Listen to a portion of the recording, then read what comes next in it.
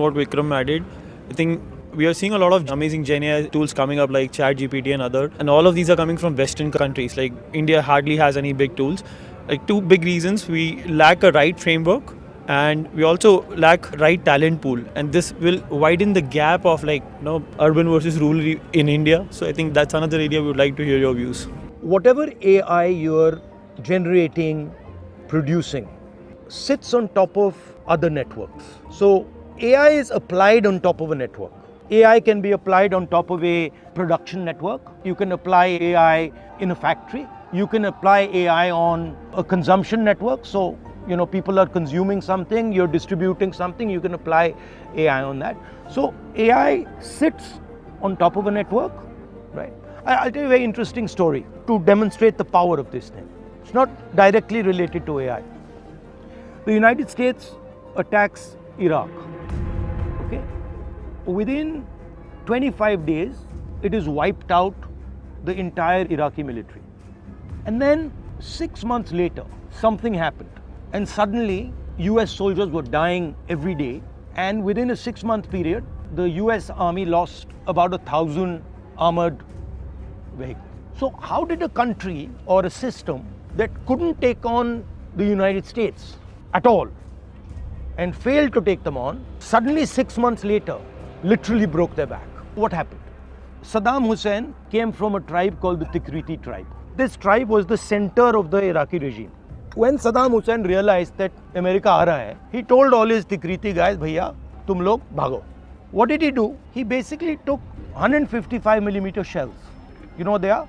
Artillery shells. And he distributed them to all these guys. And he said, gaon mein inko le jao. And these guys took these artillery shells and they dug them in the ground. That's all. So what I'm trying to tell you, the Tikriti network came together, cell phone network came together, and the explosive shells came together. 3 networks that were disconnected came together. And they literally obliterated the superpower in Iraq. So the game is about bringing unconnected networks together. Now what is the biggest problem in India?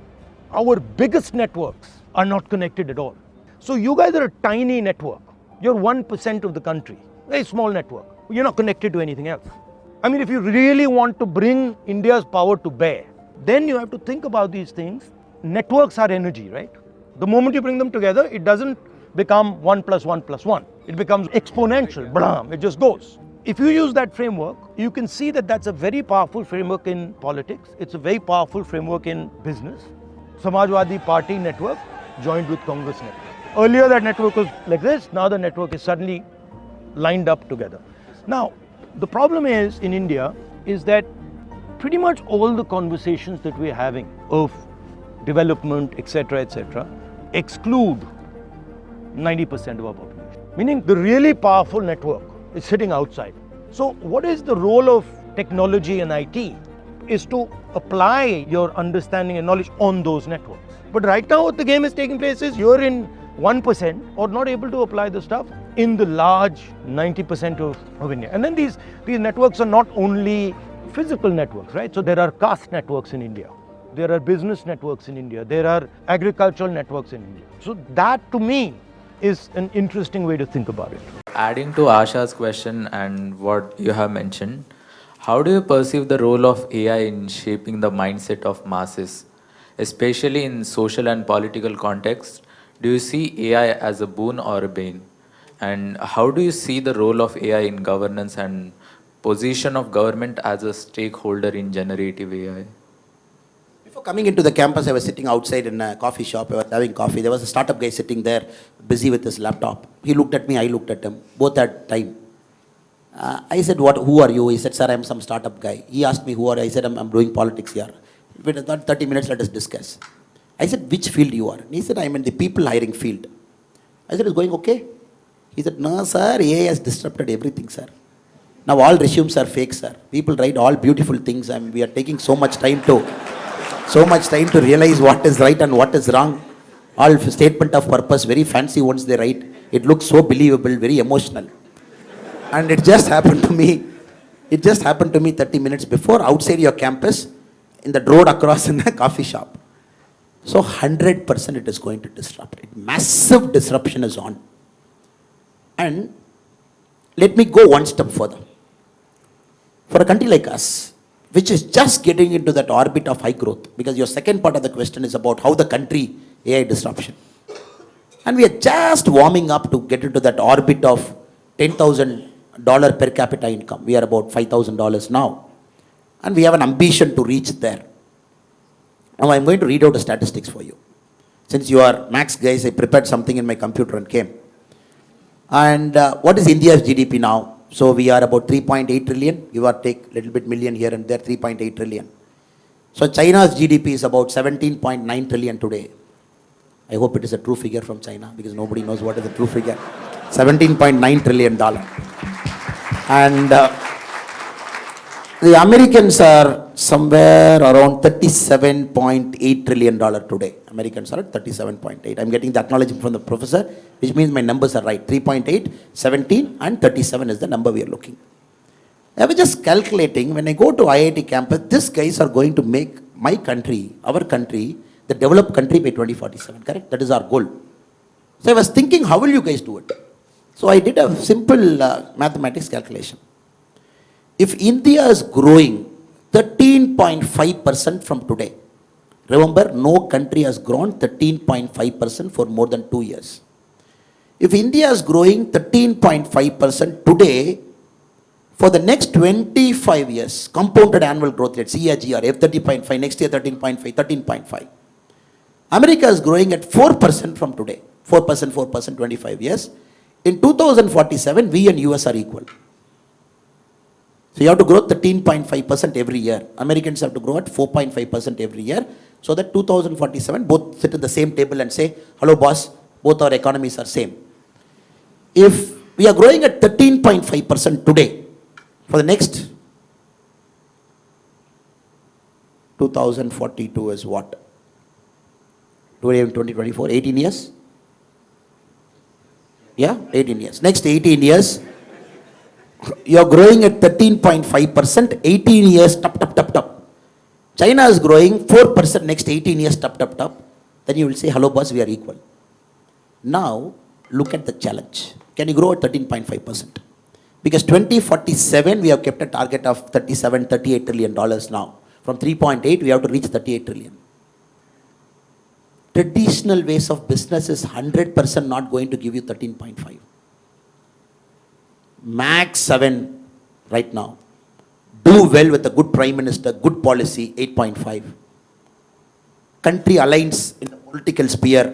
All state governments wants to be in the business mode and less politics and more governance. All states in India, maybe 9.5. Then more IITs churning out intelligent guys like you. You're not going to US, I'm assuming. You all stay in our country and you all stay in our country for the next 25 years. Do everything. 10.5. Correct? And China problem solved, Pakistan problem solved, everything solved. And there is no nuisance, political nuisance like me. Everybody is sober and everybody is good. 11.5.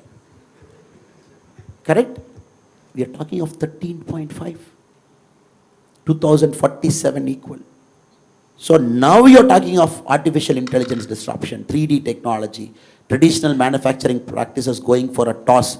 Americans are telling no more buying from China. Next president, you have to manufacture in US. And you're like, hello boss, you manufacture in US, it will be costly. To hell with it, manufacture in US. If US starts back manufacturing in a big way, with the Elon Musk and people of the world, if the Europe starts manufacturing within them, and they don't want to get into this cost arbitrage, which China mastered for a long time, so you have to understand that is the world you are entering tomorrow morning. You are entering into the world, the Americans are very clear. You know for a fact, the next presidential elections in US, first time in America's history after 1776, the whites are going to be a minority. They're going to come down below 50%.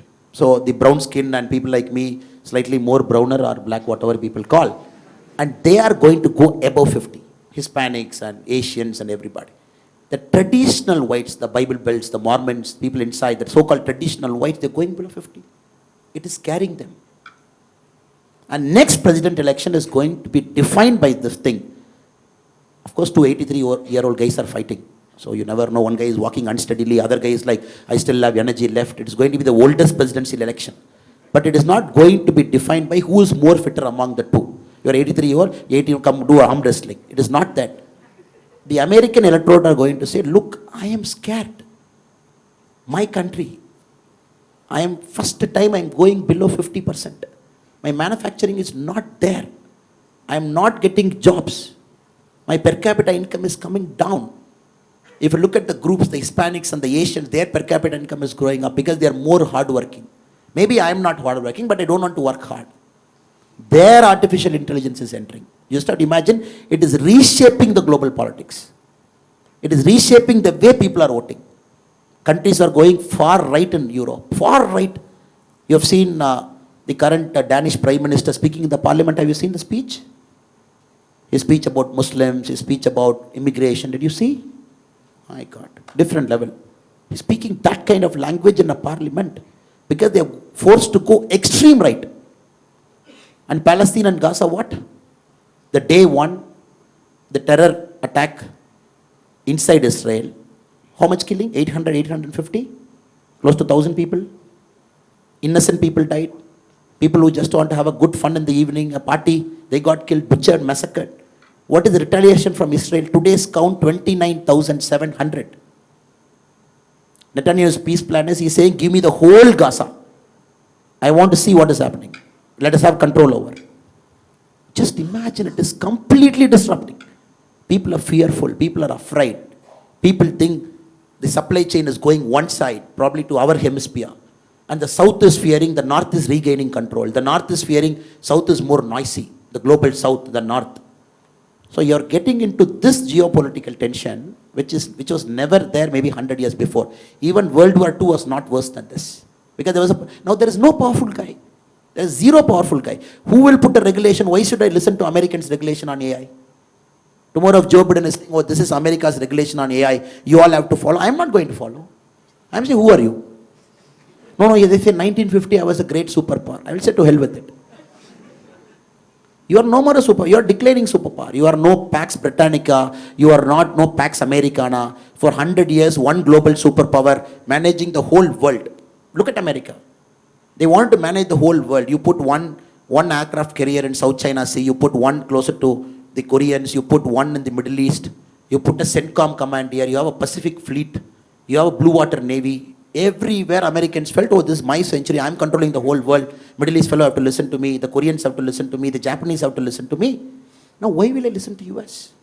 If you look at Jaishankarji's statement, the America is listening to Jaishankarji now. He's going to US and talking a language which we never thought in our lives. We will hear an Indian external affairs minister talking in US like that. So the point I'm trying to tell you is, who is going to regulate AI? And it is completely cross-border. And Europeans don't have a common agreement on how to regulate. Some countries over-regulation, some countries lesser regulation. Americans have a problem. And you can't call the chiefs of big companies to the Congress every time, and the congressmen cannot sit and grovel them. It looks good on TV for their constituents, so you can get some votes. That's the American model of democracy. Look good on C-SPAN. Now what I'm trying to tell you is, I don't have an answer. That is why I'm giving a long answer to you. And what I'm trying to tell you is, there is no answer to it. It is going to disrupt. And that is why we need smart guys like you in politics. Because, how many current politicians understand AI? 543 members in the parliament. Yes, they are very good in the traditional politics. Extremely good. This caste you divide, this caste you put, and you put a candidate from this caste, and you put a independent candidate from this caste. Sorry, I'll look this side. Sorry, I'm just going that side. And you put an independent candidate from this caste. He will be the vote cutter, and they will win. Now, unfortunately, fortunately for us, and unfortunately for a lot of people, Modi ji is rewriting the political equation. He's saying, oh, development. And he's talking Vikshit Bharat. He's saying 5 years this and all those. So now the politics have to change. See, people sitting there in Delhi, Not understanding technology, AI, deepfake, regulation. Over-regulation is a problem. You never know how to turn on that stove because dosa has to be pakka. And it has to be correct thing. You have to just flip it and put it. Now regulation has to do that, right? You put over a thing, dosa will become black. Lesser it's uncooked, stomach pain. So I would only say, better guys should get into positions of power, guys of integrity like you, guys of intelligence like you, and understand 10 years from now how will it happen, 20 years from now what will shape up, how is the global demography changing, how is the geopolitical tension now. So Google is number one now, 10 years from now who will be number one? And you all know the chip, the AI, what is the AI background, what is the background for AI? Powerful chips drive AI, right? People say AI is not some Bhuta or some something sitting somewhere in Norway and say, oh, I am AI here, hello, hi, hi. It is not that. It is some powerful chips manufactured in Hong Kong by TSMC, which manufactures 56% of the world's chip. And 60%, sir? Taiwan. Or a company situated in Netherlands which manufactures the mission for that chip. $100 million is one mission. And we are looking at nanometer now, sir. NM, we have got to 3 nm now, the chip design. 3 nm is the latest TSMC. I am really fearful. I am not hearing this conversation inside politics. I want to hear this conversation inside politics. I sit in many rooms. I sit in a lot of rooms. I want to hear this conversation. Oh, now it is locked. The company in Netherlands, the sole company in the world which supplies that mission to TSMC, to NVIDIA, it supplies to Samsung. And they have a monopoly for the next many, many years to buy only that mission which can write 3 nanometer chip now. And you are seeing there is a guy who is having that monopoly outside and who is going to have that AI monopoly in the next 10 years, 15 years, 20 years. And I fear that we are going to get loose out. And that is why our government talks semiconductor, manufacturing, bring it, chips. And I don't see the language of an MLA or MP who doesn't even understand what is happening. Something happening in Taiwan is going to have a repercussion in IIT Chennai. So sorry for the long answer, but the short and sweet answer is, we need intelligence guys like you with integrity to come into the playing field and don't be a spectator outside. And to see, oh, these guys will regulate, 543 guys in parliament will tell me how to run my startup, let me run my startup like that. No, you have to be there to tell people of your generation, to tell them, hello boss, I am with you. I understand your problem. I am in the political field. Let us try and work out a solution. And we are not here to harm you as a government.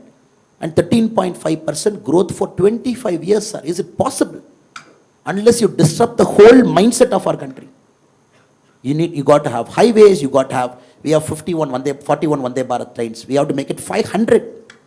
The first bullet trail, 2026, it is going to fly. But we need 15 bullet trails. We have 149 airports, we need 300. We got to find inland waterways, movement of goods. You don't disrupt this, I don't think 13.5% is possible. And no, then you might tell me, no, sir, let us do after 2047. Why are you in a hurry? Let us grow only at 9%. Why do you want to come to IIT Chennai and raise our heart pressure to say 13.5%, sir, what is this? You yourself said 7%. When a person like Modi ji comes, 8.5%. When all governments behave like Modi ji, it is 10%. When IIT guys don't go to America, they stay here 11%. You yourself said all those things. Now you are saying 13.5. Brother and sister, we will become old in 2047. Nigerians will come. You know what Nigeria is doing now to the world? They are just warming up. They are no more that third world country sitting in Africa. The democracy is getting stabilizing. And once schools come, colleges come, Nigeria gets a seat in the United Nations table when the UN gets reformed. How can you say the most populous country of Africa, I don't give you a seat in the table, wait outside? How will you say a country of 142 crore people, reforms will come? India will be a permanent member. It's a matter of time. It's geopolitics. It's geopolitics. And reforms have to happen. And you cannot have a country of 142 crore to say, oh, boss, you wait outside, your time will come after 25 years. So what I'm trying to say is, we are in for a serious disruption. Politics, economics, geopolitics, the way the supply chain is structured, the way Indian economy is being currently run. So I hope and pray that you guys get into politics. Now you are like, what is that? We called you to give lecture on only economics, only policing, Only this thing, and now you are calling us. So, unless the politicians become smarter than the people to whom the governance is applied, then there's no way you will progress faster. So I hope and pray that we all together will solve the AI challenge. Now she is wondering, no answer you gave me. You took 15 minutes, you traveled around the globe, you went to CHIP, and now you say you don't have an answer. Thank you for that very long answer, sir.